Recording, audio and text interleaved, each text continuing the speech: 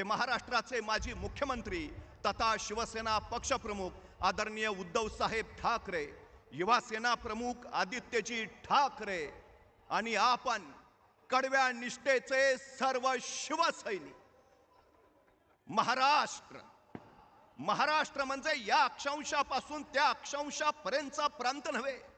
महाराष्ट्र म्हणजे या पर्वतापासून त्या पर्वतापर्यंतचं पठार नव्हे। महाराष्ट्र प्रभू रामचंद्रांना वर देणाऱ्या भवानीचा, राम वरदायिनीचा हा महाराष्ट्र। आपल्या भक्तांसाठी 28व्या विटेवर उभा राहणाऱ्या पांडुरंगाचा हा महाराष्ट्र आहे। येणाऱ्या आक्रमकांना सह्याद्रीत कोंडून त्यांना तिथंच मारणाऱ्या धारकऱ्यांचा हा महाराष्ट्र आहे। 5 पातशया पालत्या घालून त्यांच्या तख्तावर भगवा रोवणाऱ्या छत्रपती शिवाजी महाराजांचा हा महाराष्ट्र आहे। दिल्लीपतीच्या डोळ्यात डोळे घालून हिंदुस्थानच्या मुक्ततेची मुहूर्तमेढ रोवणाऱ्या आणि मरणालाही मरणाचं कौतुक वाटावं असं बलिदान देणाऱ्या छत्रपती संभाजी महाराजांचा हा महाराष्ट्र आहे। 6 पिढ्या मोगली सल्तनतीला पाण्यात दिसणाऱ्या संताजी धनाजींचा हा महाराष्ट्र आहे। हा संतांचा, समाज सुधारकांचा आणि प्रबोधनकारांचा महाराष्ट्र आहे। मराठी अस्मिता तेजाळणाऱ्या आणि मराठी माणसाला वाघासारख्या डरकाळ्या फोडायला लावणाऱ्या हिंदू हृदय सम्राट शिवसेना प्रमुख बाळासाहेब ठाकरेंचा हा महाराष्ट्र आहे। या महाराष्ट्राला जसा शौर्याचा वारसा तसा फितुरीचा शापही आहे।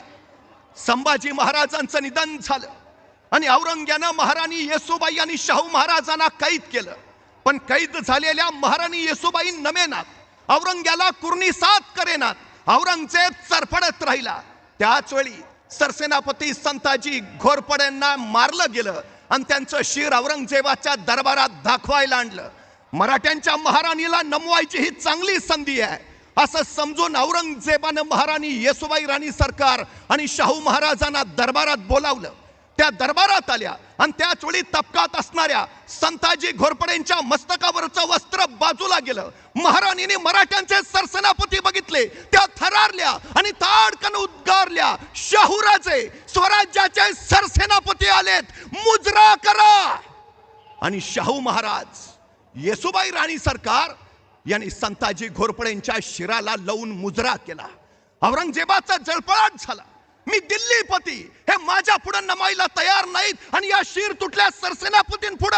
आणि त्याच वेळी महाराणी कडाडल्या, हा महाराष्ट्र आहे, गद्दारांना लाथाडतो आणि निष्ठावंतांना मुजरे करतो। दिल्लीपतीला मुजरे घालणाऱ्या हुजऱ्यांचा हा महाराष्ट्र नाही। जमिनी कसून झाल्यावर रुमन बाजूला टाकून स्वराज्यासाठी झुंजणाऱ्या शेतकऱ्यांचा हा महाराष्ट्र आहे। पण आज महाराष्ट्रातल्या शेतकऱ्यांची अवस्था काय?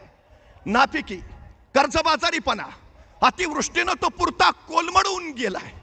जमिनी नव्हे, शेतकऱ्याचं आयुष्य खरवडून गेलंय। त्याच्या डोळ्यातनं अश्रूचा महापूर येतोय।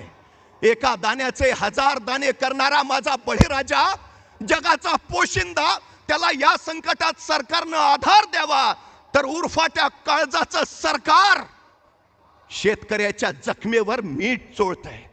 सोलापूर जिल्ह्यातल्या बार्शी तालुक्यातल्या एका गावात 28 महिन्यात 28 शेतकऱ्यांनी आत्महत्या केल्या। छत्रपती संभाजीनगर मधल्या पती पत्नीनं कर्जाच्या ओझ्यामुळे आत्महत्या केली। काल नांदेडच्या कोंढा गावातल्या निवृत्ती कदमांनी आत्महत्या केली आणि त्याचा धक्का सहन न झाल्यामुळे त्याच्या पित्यानं प्राण सोडले। आणखी किती बळी गेल्यावर तुमच्या कर्जमाफीची वेळ येणार आहे? किती बळी घेणार आणखी? उद्धवजी ठाकरे मुख्यमंत्री झाले आणि त्यांनी पहिला निर्णय घेतला, शेतकऱ्यांचं राज्य निर्माण करणाऱ्या शिवछत्रपतींची राजधानी रायगडाचं संवर्धन करण्यासाठी निधी देऊन, आणि दुसरा निर्णय घेतला, सरसकट शेतकऱ्यांचा 7/12 कोरा करून। तुम्ही शिवसेनेला सल्ले देता, शेतकऱ्यांची कर्जमाफी करा आणि मग शिवसेनेला बोला।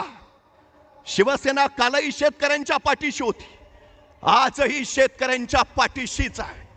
एक शेतकरी उद्विग्न झाला, संतापला, मोठमोठ्याने ओरडत राहिला, हे सरकार शेतकरी विरोधी आहे, हे सरकार बिनकामाचं आहे. पोलिसांनी त्याला उचलला आणि सरळ चौकीत नेला.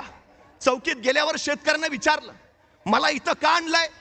पोलीस म्हणाले, तू सरकारच्या विरोधात बोलतोयस म्हणून तुला इथं आणलंय. तसा शेतकरी म्हटला, अहो मी आपल्या सरकारच्या नाही, पाकिस्तान सरकारच्या विरोधात बोलत होतो. पोलीस म्हणले, तू काय आम्हाला वेडा समजतो का? आम्हाला माहित नाही का कुठलं सरकार शेतकरी विरोधी आहे?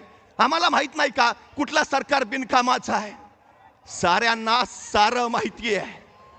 आज शेतकऱ्यांना हमी भाव नाही आणि हे सरकार सांगतंय आम्ही सत्तेत येणार. शेतकऱ्यांच्या आत्महत्या होत आहेत, सत्ताधारी सांगतायत आम्ही सत्तेत येणार. महागाई वाढली आहे, हे सत्ताधारी सांगतायत आम्ही सत्तेवर येणार. कशाच्या जोरावर?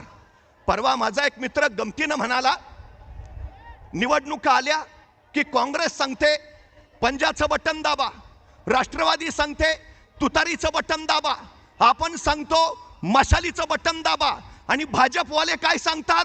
कुठलंही बटन दाबा. लोकशाहीमध्ये निकोपाने निर्दोष निवडणुका होणं हे अत्यंत महत्वाचं.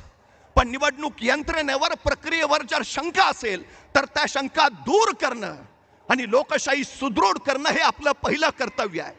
लोकमान्य टिळक इंग्लंडला गेले आणि इंग्लंडला गेल्यावर तिथल्या पत्रकारांनी त्यांना प्रश्न विचारला, स्वतंत्र भारताच्या मंत्रिमंडळामध्ये तुम्हाला कुठलं खातं घ्यायला आवडेल? आणि लोकमान्य टिळक म्हटले, मला विरोधी पक्षनेता व्हायला आवडेल. विरोधी पक्षनेते पद हे लोकशाहीचं बलस्थान. पण आज महाराष्ट्राच्या दोन्ही सभागृहामध्ये विरोधी पक्ष नाही, ही लोकशाहीची थट्टा नव्हे का? निरंकुश सत्ता उपभोगणं ही लोकशाही नव्हे, हे आपण लक्षात घेतलं पाहिजे. आज एकूण परिस्थिती नेमकी काय चालली आहे? 106 हुतात्म्यांनी बलिदान देऊन संयुक्त महाराष्ट्र मिळवला. पण आजचा महाराष्ट्र संयुक्त राहिलाय? तो भावनिक दृष्ट्या, सामाजिक दृष्ट्या संयुक्त आहे? जाती जातीत दरी पडायला लागले, समाजात तेढ वाढायला लागली. काय परिस्थिती आहे महाराष्ट्राची आज? याच शिवतीर्थावरनं हिंदू हृदय सम्राट शिवसेना प्रमुख बाळासाहेब ठाकरे कडाडले होते, सगळे भेद गाडा आणि मराठी म्हणून एक व्हा, नाहीतर हे मराठीच्या जागी सक्तीनं हिंदीला आणून बसवतील, मराठी अस्मितेवरच घाला घालतील. आज नेमकं काय चाललंय? अर्ध्या देशाची लोक महाराष्ट्रात रोजीरोटीसाठी येतात. महाराष्ट्राला हिंदी नव्हे, इथं येणाऱ्यांना मराठी शिकायची गरज आहे. महाराष्ट्रात मराठीच चालेल हे आम्ही सातत्यानं सांगतो. ही आमची अस्मिता आहे, हा आमचा स्वाभिमान आहे. आम्ही त्या दिशेनं चाललो आहोत. खरं तर मुंबईचे सगळे उद्योगधंदे यांनी पळवले, मुंबईची कार्यालय गुजरातला नेली, मुंबई खिळखिळी करायचा यांचा डाव चालू आहे. ही कुबेर नगरी त्यांच्या ताब्यात नाही याची त्यांना सल आहे. हे आंतरराष्ट्रीय व्यापारी केंद्र त्यांच्या ताब्यात नाही याची त्यांना खंत आहे. ही आर्थिक राजधानी त्यांना त्यांच्या ताब्यात हवी आहे. पण अडथळा आहे तो शिवसेना, उद्धव बाळासाहेब ठाकरे या पक्षाचा. म्हणून शिवसेनेला संपवण्याचा घाट घातलाय. पण शिवसेना संपत नाही, शिवसेना संपवते हे त्यांनी ध्यानी घ्यावं. शिवसेना मुंबईचा प्राण आहे, मुंबई महाराष्ट्राचा प्राण आहे, महाराष्ट्र राष्ट्राचा प्राण आहे. महाराष्ट्र मेला तर राष्ट्र मेले, मराठ्या विना राष्ट्र गाडा न चाले.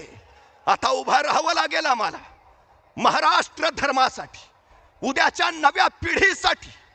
आमची पिढी नेमकी कुठल्या दिशेला चालली आहे आज? कधी आम्ही विचार केलाय? आज दुकानातून ड्रग्ज आणि गांजा मिळतो. इथं तरुण नको त्या व्यसनाच्या विळख्यात अडकलेत. इथं गांजा गुटख्याची दुकानं बंद पाडली जावीत, तिथं जिल्हा परिषदेच्या शाळा बंद पाडल्या जात आहेत. 15,000 जिल्हा परिषदेच्या शाळा बंद पाडल्या आणि 18,000 दारूची नवी दुकानं सुरू केली. देशाचा GDP वाढावा तो शेतीमाल आणि दूध विकून, दारू विकून नव्हे. ही कुठली प्रगती आहे? कुठल्या दिशेला आम्ही आमचं राज्य घेऊन निघालोय? कायदा सुव्यवस्था सगळी ढासळली आहे. नोटशाही आणि ठोकशाही उदयाला आली आहे. आज आम्हाला उभा राहावं लागेल. उभा राहावाच लागेल. उद्धवजी ठाकरे मुख्यमंत्री होते. महाराष्ट्रात एकही जातीय दंगल झाली नाही. साऱ्यांना सोबत घेऊन महाराष्ट्राचा विकास हे शिवसेनेचं ध्येय आहे. ही लढाई फक्त शिवसेनेची नाही, ही लढाई मराठी भाषेची आहे, ही लढाई मराठी संस्कृतीची आहे, ही लढाई महाराष्ट्र धर्माची आहे. पन्हाळ्याच्या वेड्यात अडकलेले छत्रपती शिवाजी महाराज पन्हाळ्याच्या पश्चिमेकडून वादळी पावसाळी किर्र रात्री त्यांनी बांदल फौज आणि बाजीप्रभूंना सोबत घेतलं आणि विशाळगडाच्या रोखाना निघाले. त्या वादळी पावसाळी किर्र रात्रीत 21 तासाचा अखंड प्रवास करून महाराज मसाईच्या पठारावर पोहोचले आणि त्याच वेळी चाहूल लागली.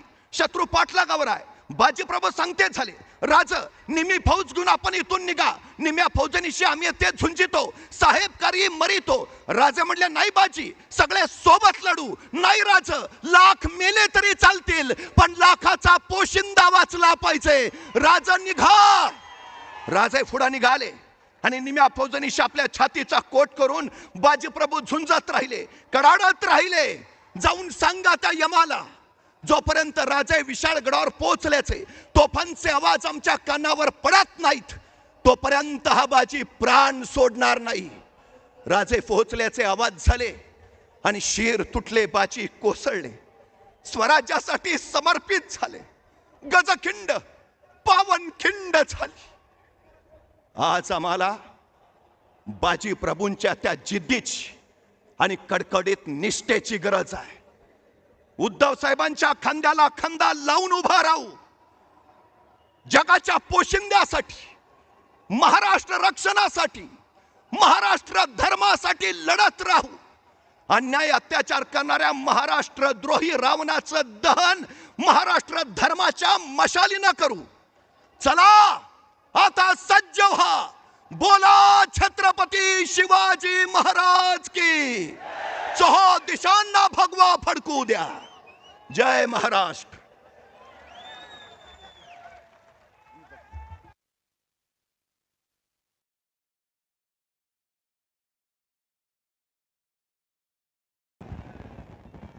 धन्यवाद नितीनजी. पुन्हा एकदा मी विनंती करतो, आता